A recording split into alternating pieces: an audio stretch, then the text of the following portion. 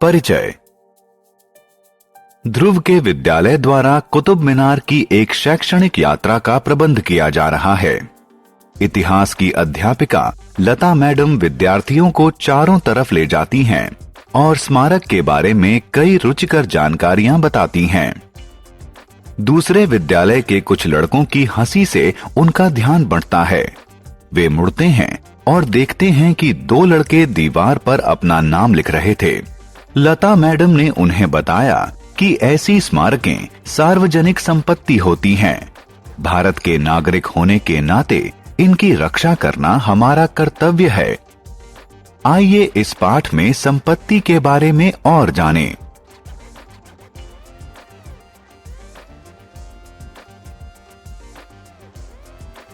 आओ सीखें।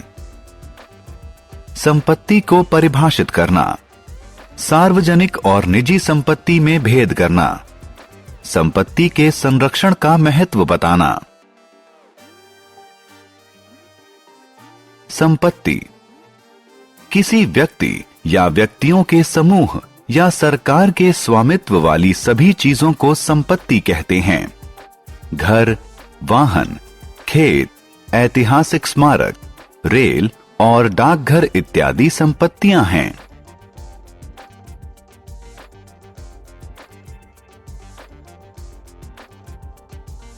निजी संपत्ति किसी व्यक्ति या व्यक्तियों के समूह के स्वामित्व वाली संपत्ति को निजी संपत्ति कहते हैं।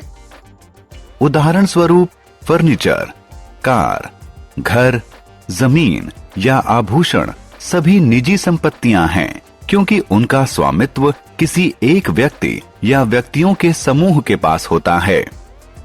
निजी संपत्ति के स्वामी अपनी संपत्ति को बदल सकते हैं, बेच या खरीद सकते हैं या जला भी सकते हैं। सार्वजनिक संपत्ति सरकार के स्वामित्व वाली संपत्ति को सार्वजनिक संपत्ति कहते हैं। ऐसे संपत्ति का उद्देश्य आम लोगों का हित होता है। ये लोगों के उपयोग के लिए उपलब्ध रहती हैं। देश के सभी लोगों को इनके प्रयोग का समान अधिकार है।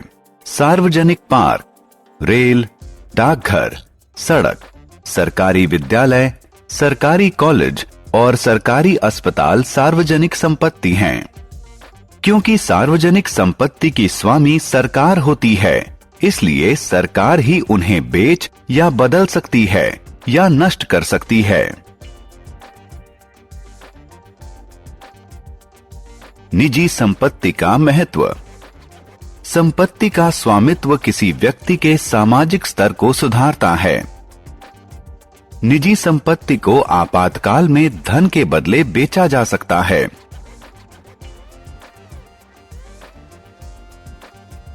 सार्वजनिक संपत्ति का महत्व।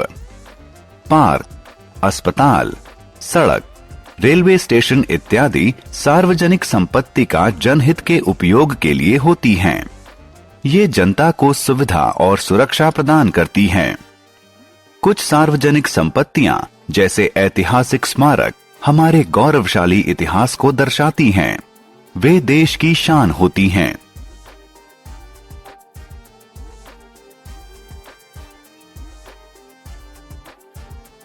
संपत्ति का संरक्षण। लोगों को संपत्ति की देखभाल करनी चाहिए। लोगों को ऐसी संपत्तियों में निवेश करना चाहिए जिससे अच्छा लाभ मिले। सार्वजनिक संपत्ति को नष्ट या विकृत नहीं करना चाहिए।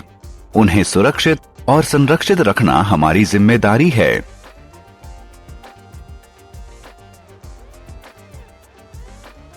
हमने क्या चर्चा की? किसी व्यक्ति या व्यक्तियों के समूह या सरकार के स्वामित्व वाली किसी भी चीज को संपत्ति कहते हैं। निजी संपत्ति का स्वामित्व किसी व्यक्ति या व्यक्तियों के समूह के पास होता है। सार्वजनिक संपत्ति की स्वामी सरकार होती है। सार्वजनिक संपत्ति जनता के उपयोग और हित के लिए होती है।